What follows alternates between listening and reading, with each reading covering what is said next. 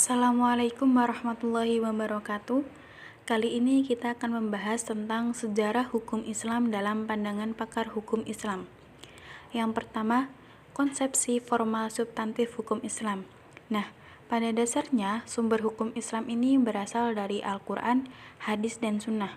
Namun, Stats berpemikiran bahwa konsep hukum-hukum Islam ini dibatasi ruang dan waktu, yakni hukum Islam sebelum periode Umayyah dengan karakteristik hukumnya yang bersifat normatif sebagai hukum suci dan pembatasan hukum Islam yang pada akhir pemerintahan Umayyah yang bersifat teknis dalam tataran hukum positif.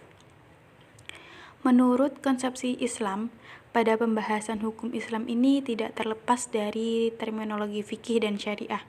Kata fikih ini dipergunakan sebagai pemahaman hukum Islam secara menyeluruh, yakni semua hukum yang disyariatkan oleh Allah SWT untuk para hambanya, baik berhubungan dengan keimanan, keyakinan, dan yang berkaitan dengannya. Kemudian menurut Juhaya S. Praja juga berpendapat serupa bahwa penggunaan istilah fikih pada awalnya mencakup hukum agama secara keseluruhan, baik hukum-hukum yang berkenaan dengan keyakinan atau aqaid maupun yang berkenaan dengan hukum-hukum praktis atau amaliyah dan akhlak. Dengan demikian, fikih itu intinya memiliki makna yang sangat luas, yang mencakup semua hukum Islam baik hukum yang berkenaan dengan masalah akidah akhlak, ibadah, atau muamalah.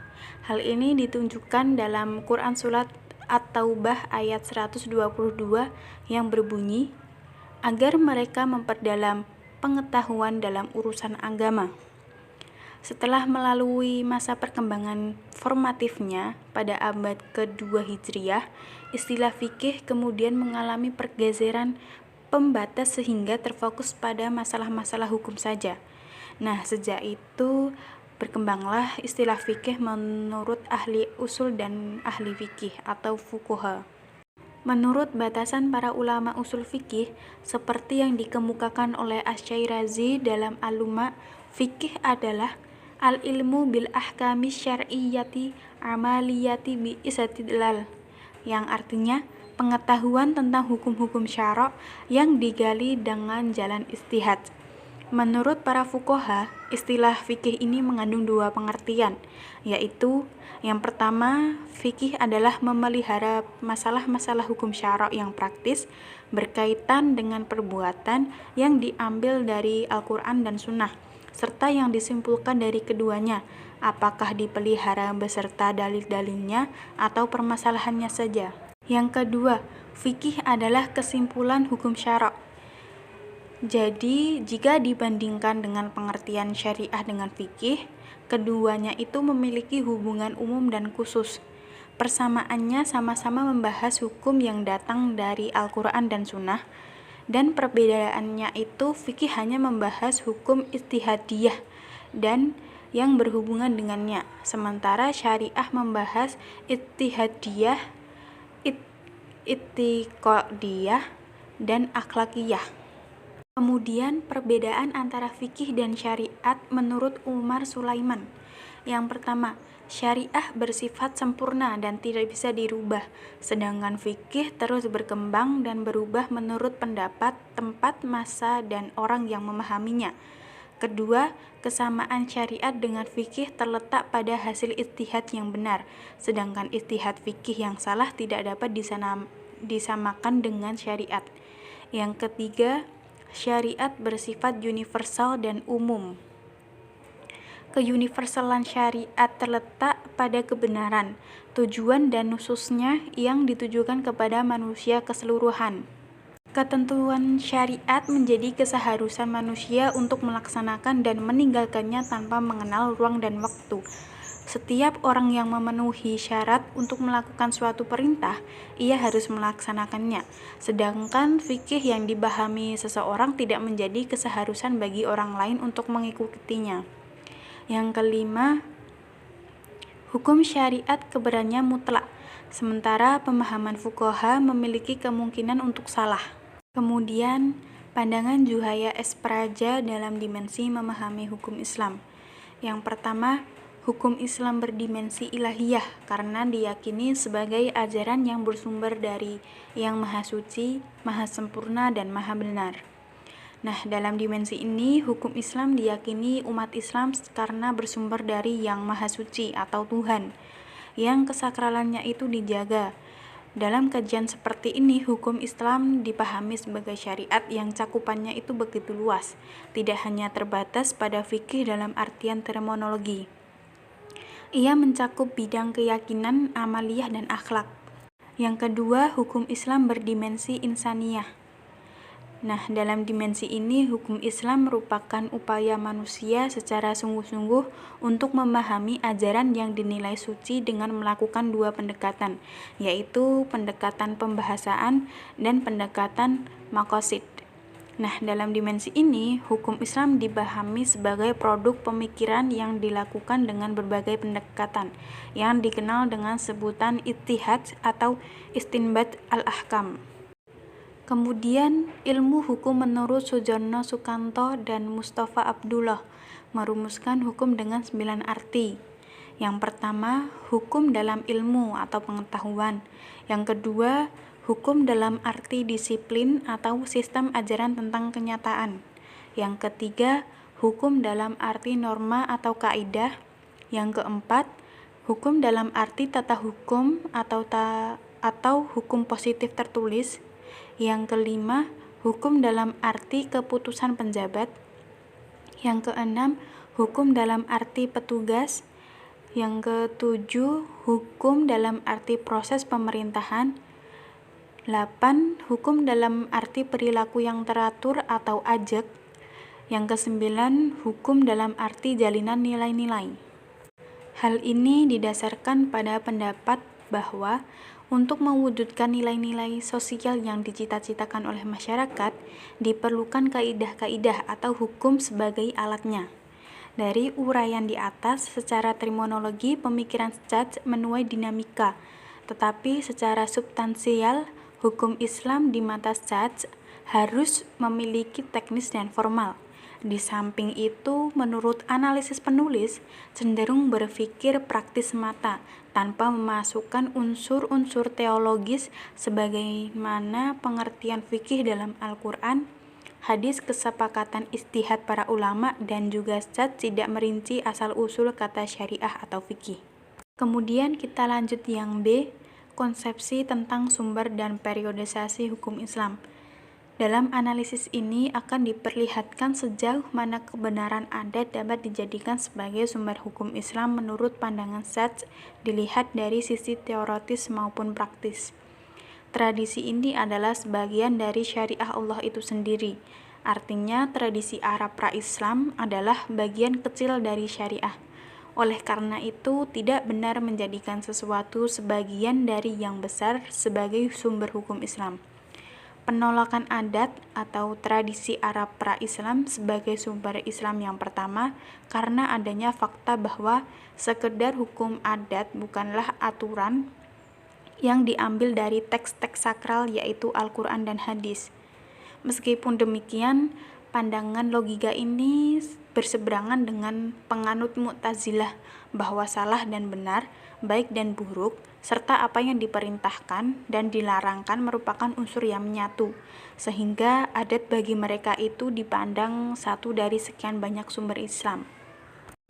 Para ahli hukum Islam, baik yang berpikiran cara Asy'ariyah atau Mu'tazilah, bahkan netral, sekalipun mempunyai pendapat berbeda-beda tentang masuknya adat ke dalam hukum Islam, tetapi mereka sampai pada suatu kesimpulan yang sama, yaitu bahwa prinsip-prinsip adat merupakan alat yang selektif untuk membangun hukum. Hipotesis ini dapat terlihat dari beberapa aliran fikih yang memberikan kontribusi pemikiran terhadap persoalan adat ini sebagaimana dijelaskan pada masa periode Nabi Muhammad SAW. Secara umum, bahwa adat atau tradisi yang diterima oleh Nabi dapat dihubungkan dengan terma hadis dan sunnah atau tradisi Nabi, dan dapat pula dalam praktiknya mempunyai otoritas yang sama dengan sunnah Nabi tersebut.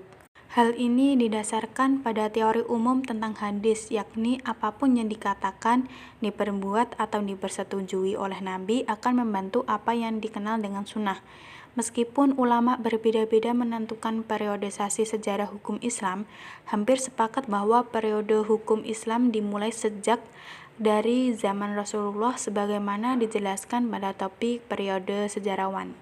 Kemudian, pandangan Syekh Muhammad Ali As-Sayyiz terhadap hukum-hukum yang ada pada masa Arab pra-Islam menjelaskan bahwa ketetapan itu bukan merupakan undang-undang yang tertulis yang dapat dijadikan rujukan dalam penyelesaian perselisihan dan menjaga hak-hak mereka, tetapi hanya merupakan ketetapan yang sedikit sekali manfaatnya.